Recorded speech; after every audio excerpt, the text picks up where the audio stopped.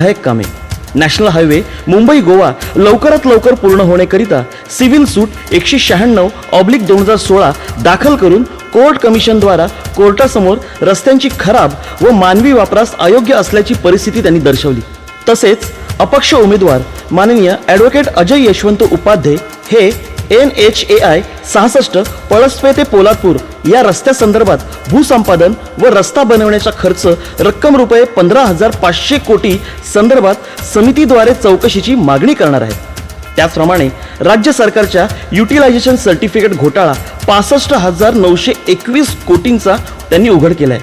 त्या संदर्भात criminal PIL 9/21 त्यांनी दाखल केली आहे। यामध्ये राज्य सरकारने सचिवाद्वारे 47,851 कोटी रुपयाची 32,685 युटिलायझेशन सर्टिफिकेट रेकॉर्डवर नाहीत असे शपथपत्रावर सादर केले।